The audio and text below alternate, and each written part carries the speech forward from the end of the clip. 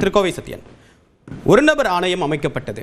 ஆனால் அதற்கு முன்னதாகவே, அதனுடைய முடிவு வருவதற்கு முன்னதாகவே அரசுடைய செயல்பாட்டை விமர்சித்து எதிர்க்கட்சித் தலைவர் பேசியிருக்கார். ஏன் முடிவுக்காக காத்திருக்கவில்லை? இதில் அரசியல் ஆதாயம் தேட முயற்சிக்கிறது அப்படின்ற குற்றச்சாட்டு அதிமுக மீது முன்வைக்கப்படுது. உங்களுடைய பார்வை என்ன?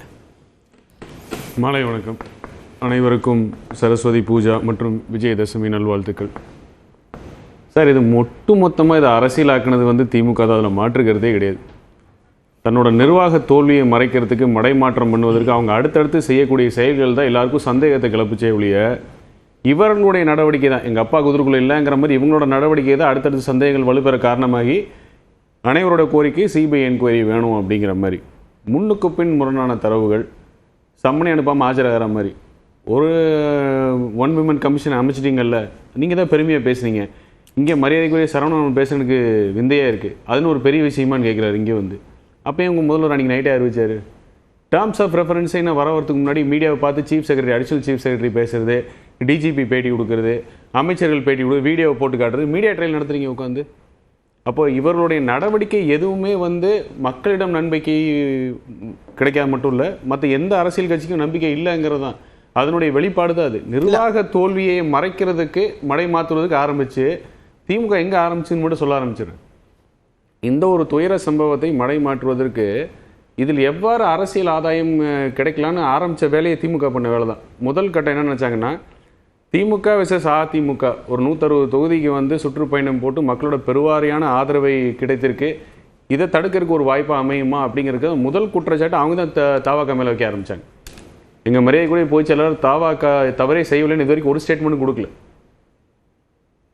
பர்சனல் ரிமார்க்ஸ் கேட்கும்போது கூட ஒரு நபர் ஆணை அமைச்சது அப்படின்னு சொல்லி நாகரிகமாக தான் கடந்து போனார். இவங்க தான் என்ன பண்ணாங்கன்னா, திமுக எதிர்ப்பு வார்த்தை மடைமாற்றுவதற்கு இது ஒரு வாய்ப்பு அமையும், ஒரு கல்லில் 2 மாங்கான்னு சொல்ல தமிழில், அது மாதிரி ஒரு கல்லில் பல மாங்கா அடிக்க ட்ரை பண்ணாங்க. திமுக விசஸ் தாவாக்கான்னு களத்தை கட்டமைக்க ஆரம்பிச்சு முதல் வேலையை பண்ணதே இவங்க தான். விஜய் மேலே குற்றச்சாட்டு வைக்கிறது, அப்புறம் அடிக்கடி வழக்குகள் தொடர போகுது, வீடியோ வெளிவரும்போது அதுக்கு சரியாக பதில் கொடுக்காம மாறி மாறி பேசுறது, தரவுகளை சரியாக கொடுக்காம மடைமாற்ற வேலையை பண்ணுறது, அரசியல் ஆக்க ஆரம்பிச்சு திமுக தான் ஆரம்பிச்சாங்க. இல்லை, முதலமைச்சருடைய முதல் செய்தியாளர் சந்திப்பில் இதனை அரசியல் ஆக்கவில்லை, அரசியல் ரீதியாக எந்த விதமான கேள்விக்கு பதில் சொல்ல மாட்டேன் அப்படின்னு சொல்லிட்டு போயிட்டார். அதற்கு பிறகு எதிர்க்கட்சி தலைவர்கிட்ட ஒரு அறிக்கை வருது, ஒரு செய்தியாளர் சந்திப்பு நடக்குது, அதில் தான் சிபிஐ விசாரணை வேணும், இதில் பல்வேறு குற்றச்சாட்டுகளை அரசு மீது முன்வைக்கிறார். அதற்கு பிறகுதான் மா சுப்பிரமணியம் அடுத்தடுத்த விளக்கத்தை அரசு தரப்புல இருந்தும் முன்னாள் அமைச்சர்கள் தரப்புல இருந்தும் கொடுக்க ஆரம்பிக்கிறாங்க. இதை எப்படி நேரடியாக அரசியல் பண்ணாங்கன்னு சொல்ல முடியும்? திமுக தரப்பு யாரும் விளக்கமே கொடுக்கல, எல்லாம் மடைமாற்ற வேலை. தாவாக்காவை குற்றச்சாட்டு வச்சு களம் திமுக விசஸ் தாவாக்கா, திமுக எதிர்ப்பு வாக்குகளை தாவாக்கா கொடுக்கக்கூடிய வேலை தான் நடந்துச்சு. இதான் நிதர்சனமான உண்மை. அரசியல் கணக்கு அப்படி தான் போச்சு. திமுக அதிமுகன்னு இருக்கிறத இப்போ மாற்றக்கூடிய வாய்ப்பு அப்படிங்கிறத அரசியல் கணக்கு நடந்ததே ஒழிய தனிநபர் விமர்சனம் அதுவும் இல்லாமல் நேரடியாக சொல்லாமல். உதாரணத்துக்கு சொல்லணும்னா, அங்கே போலீஸ் ஒரு ப்ரெஸ் மீட் கொடுக்குறாரு திருச்சியில், போலீஸ்காரர்களே இல்லையே, கம்மியாக இருந்தாங்கன்னு சொல்கிறாங்களே அப்படின்னே அவர் பதில் கொடுக்காம எந்திரிச்சு போயிடுறாரு. அடிஷனல் சீஃப் செக்ரட்டரி உட்காந்து சொல்கிறாங்க, 10,000 பேருன்னு எஸ்டிமேட் கொடுத்தாங்க, நாங்கள் 20,000 பேருக்கு பிளான் பண்ணோம், 20 நபருக்கு ஒரு போலீஸ் அப்படின்னு சொல்லி பிளான் பண்ணோம். அப்படின்னா 20 நபருக்கு ஒருத்தர்னா எத்தனை போலீஸ் இருக்கணும்? 1000 போலீஸ் இருந்திருக்கணும். அவங்க கொடுத்த எஸ்டிமேட் 500 போலீஸ் அங்கே இல்லைங்கிற குற்றச்சாட்டுக்கே பதில் சொல்லாமல் எந்திரிச்சு போன போலீஸ்காரர் அங்கே திருச்சியில் அடிஷனல் சீஃப் செக்ரட்டரி 1000 பேர் இந்த கணக்கு கொடுக்குறாங்க. என்ன தேவை வருது?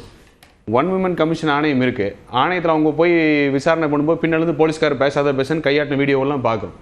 நீங்கள் என்னெல்லாம் சொல்லி நாங்கள் எல்லாமே கரெக்டாக முடிஞ்சது, ஒரு மிகப்பெரிய விபத்து அப்படின்னு நீங்கள் கொடுக்கக்கூடிய தரவுகள் எதுவுமே வெளிப்படைத்தன்மை இல்லாமல் அதில் ஏதோ ஒரு விஷயம் இருக்கிற மாதிரி தானே திமுகவோட நடவடிக்கை இருந்தது. இந்த விவகாரம் திமுக வெர்சஸ் தாவேக்காவா மாறுது. அதன் காரணமாக எந்த வகையிலையும் திமுகவுக்கு ஒரு சாதகமான அம்சமாக மாறிடக்கூடாது நடவடிக்கை, அரசு எடுக்கக்கூடிய நடவடிக்கை திமுகவுக்கு சாதகமாக மாறிடக்கூடாது, திமுக தாவேக்காவை மாறிடக்கூடாதுனால தான் அவசரமாக அதிமுக நிலைப்பாடு எடுக்குது. அரசை விமர்சிக்கலன்னு சொல்றீங்க, தாவேக்காவை நாங்கள் எந்த விதமான நேரடியான அவர் குற்றம் சாட்டவில்லை, அவர் மீது எந்த விதமான நேரடியான குற்றச்சாட்டும் நாங்கள் முன்வைக்கல அப்படின்னு சொன்னாங்க. இது வரைக்கும் தாவாக்கா தவறே பண்ணாங்க, அப்படி க்ளீன் ஷீட் கொடுக்கல அப்படின்னு சொன்னாங்க. ஆணையம் அமைச்சிருக்கீங்க, முடிவு வெளியே வரட்டும், தவறு யார் மேல இருக்கோ நடவடிக்கை எடுக்கணும். அப்படி இருக்கும்போது ஏன் சிபிஐ விசாரணை அவசரமா கேட்கறது? அரசுக்கு எந்த விதமான இதுவும் போயிடக்கூடாதுன்னு தானே. அவசரமாலாம் எதுவுமே கேட்கல. முதல் நாள் ஆணையம் அமைச்சோம்னாங்க, ஆணை என்ன வேலை செயல்பாடுகள், டேர்ம்ஸ் ஆஃப் ரெஃபரன்ஸ்னு ஒன்று கொடுக்கணும். டேர்ம்ஸ் ஆஃப் ரெஃபரன்ஸ் வெளிப்படைத்தன்மை இல்லைன்னா அது அல்ட்ரா வைரஸ், அந்த ஆணை அமைத்ததுக்கான தேவையே இல்லாமல் போகும். அதன் தொடர்ச்சியாக வரக்கூடிய தகவல்கள் ஒன்று போலீஸ் லத்தி சார்ஜ் பண்ணலை அப்படின்னு இங்கே மரியாதைக்குரிய சரவணன் அவர்கள் ஆங்கில ஊடகத்தில் சொன்னார். சீஃப் செக்ரட்டரி என்ன சொன்னாங்க, ஆமாம் லத்தி சார்ஜ் நடந்துச்சு, விஜயோட வண்டி வெளியே வரதுக்கு லத்திச்சார்ஜ் நடந்துச்சு அப்படின்னாங்க. ஆனால் சமூக வலைதளத்தில் திமுக ஐடிவிங்க எல்லாம் என்ன சொன்னாங்க, ஆம்புலன்ஸ்க்கு அந்த தொண்டர்கள் வழி விடாமல் இருந்தாங்க, அதனால போலீஸ்காரங்க லத்திச்சார்ஜ் பண்ணாங்க அப்படின்னாங்க. இப்படி ஒரு விஷயம். கரண்ட் போச்சுனோடனே செந்தில் பாலாஜி விளக்கம் கொடுக்குறாரு, ஜென்ரேட்டர் ரூமுக்கு தாவாக்க தொண்டர்கள் போய் ஜென்ரேட்டர் ஆஃப் பண்ணிட்டாங்க அப்படின்னு. ஆனால் டாண்டட்கோ சிஓ வந்து லைட்டே போல அணைக்கவே இல்லை. பாதுகாப்பு அதெல்லாம் தான் இந்த ஒரு நபர் ஆணையம் விசாரிக்க போகுது. ஆனா அதிமுகவுடைய நெருக்கடி இப்ப என்ன? திமுக தாவேக்காவா மாறுதா இல்ல விஜய்க்கு நீங்க கிளீன் ஷீட்டும் கொடுக்கல, அதே நேரத்துல அரசு ரீதியான விமர்சனத்தையும் முன்வைக்கிறீங்க, ஏன் இது? அதிமுகவுக்கு எந்த நெருக்கடியுமே கிடையாது. திமுக போட்ட கணக்கு நல்லா அவங்களுக்கே இப்போ பேக் ஃபயர் ஆகுது.